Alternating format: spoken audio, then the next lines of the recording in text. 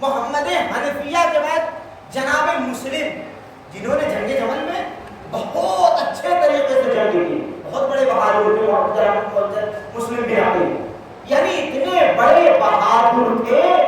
کہ جناب عباس، جناب مسلم، محمد حنفیہ اگر تینوں ایک جگہ جمع ہو جائیں تو کوئی یہ نہیں کہہ سکتا تھا کہ ان تینوں میں سب سے بڑا بہادر کون ہے۔ یعنی جو مقام بہادروں کی بہادری میں حضرت عباس کا تھا وہی مقام محمد حنفیہ کا تھا، جو مقام محمد حنفیہ کا تھا وہی مقام جناب مسلم بن عقیل کا تھا۔ لیکن امام حسین نے جناب مسلم بن عقیل کو بھی کوفے کی طرف بھیج دیا، یعنی یہاں پر بھی امام حسین قدم قدم پر امام حسین دنیا والوں کو یہی درس دے رہے ہیں کہ دیکھو میں جنگ کرنے کے لیے نہیں جا رہا، یعنی امام حسین دنیا والوں کو بتا رہے ہیں کہ میں اپنی قربانی دینے کے لیے جا رہا ہوں۔ اگر جنگ کرنا ہوتا تو محمد حنفیہ کو سامنے کر کے جاتے،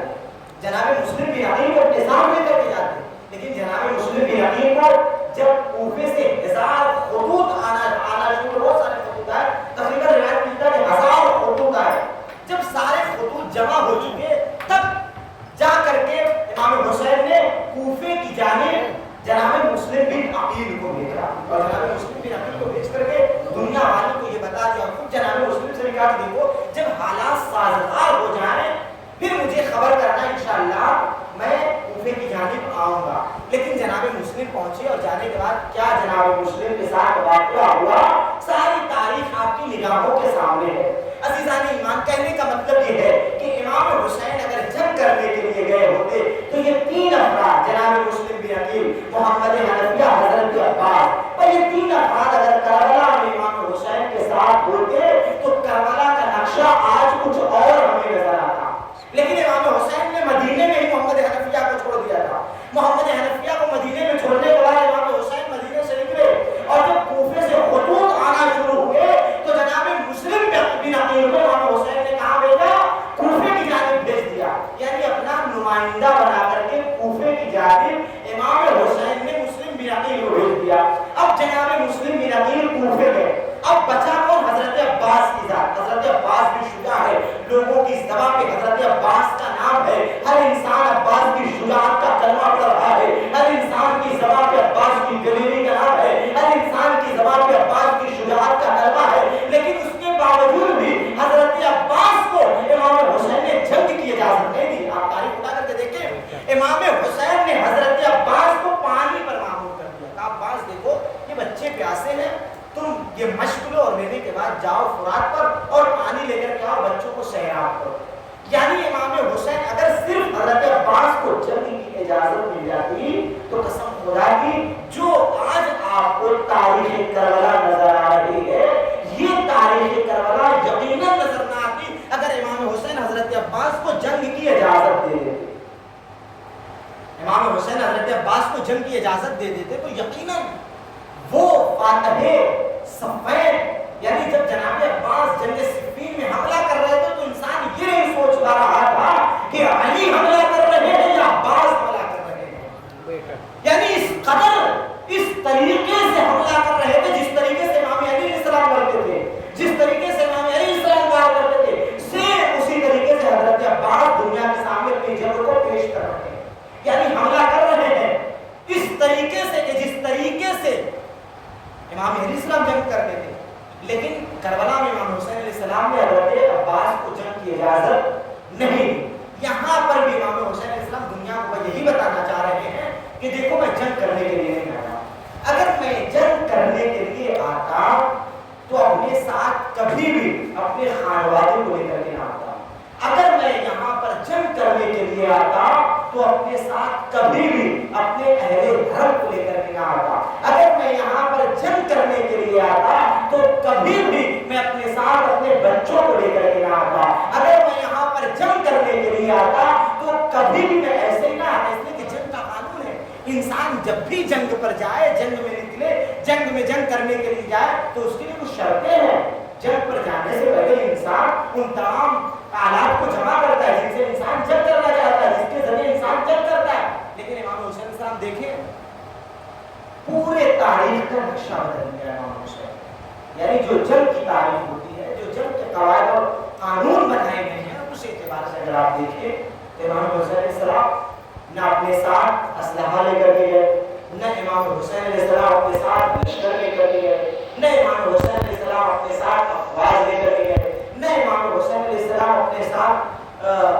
سے لوگوں کو لے کر کے گئے، لیکن ہاں جتنے بھی امام حسین علیہ السلام کے ساتھ تھے وہ سب امام حسین علیہ السلام کے سچے سپاہی تھے، امام حسین کے عاشق تھے، یعنی ہر ایک اگر امام حسین ان سے کہتے تو وہ حتماً منٹوان اسی طریقے سے کوشش کرتے تھے کرنے کی جس طریقے سے امام حسین چاہتے تھے۔ لیکن میری عزیزوں آپ دیکھ رہے ہیں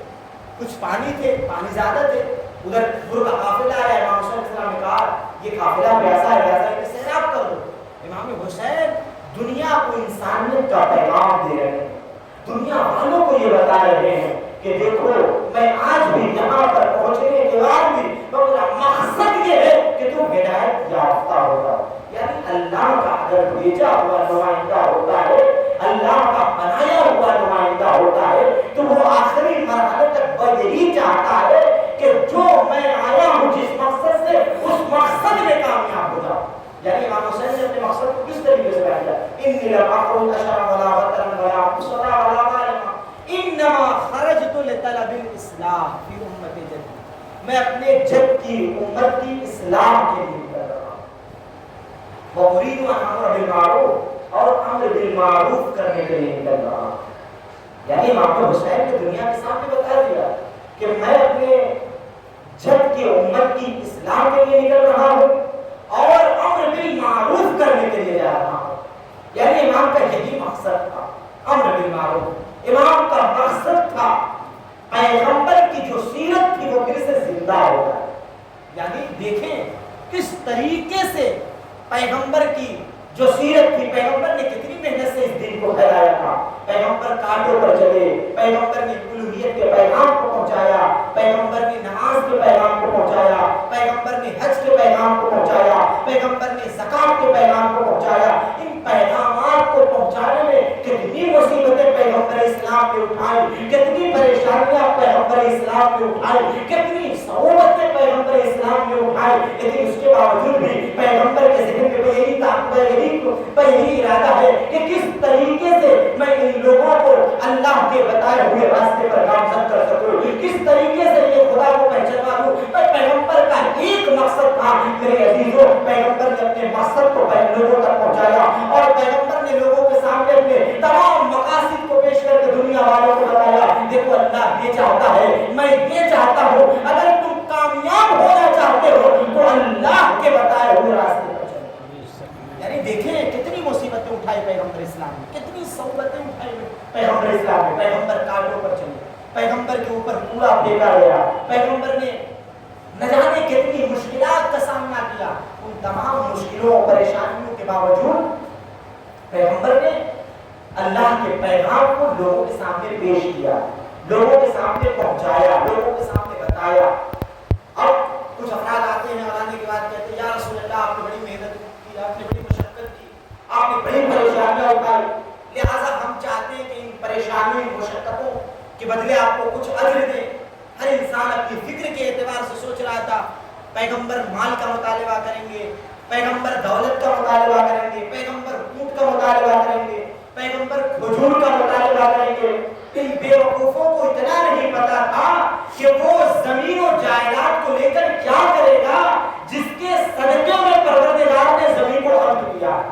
تو لہٰذا امام حسین علیہ السلام کی نگاہیں دیکھ رہی تھی پیغمبر نے کتنی زحمتیں اٹھائی ہیں، پیغمبر نے کتنی مصیبتیں اٹھائی ہیں، پیغمبر نے کتنی پریشانیاں اٹھائی ہیں۔ اگر حسین یہاں پر پیغمبر کے دین کو نہ بچائے تو قسم خدا کی یزید اس طریقے سے اس دین کو بدل دے گا کہ انسان پھر پہچان نہیں پائے گا کہ یہ پیغمبر کا دین ہے کہ یزید کا دین ہے۔ صلوات پڑھے گا اللہم صلی علی محمد وآل محمد۔ اس دین کو بچانے کے لیے وہ حسین کے پاس ایک راستہ، اور وہ راستہ کیا تھا کہ حسین اپنی قربانی دے کر کے اس دین کو بچائے،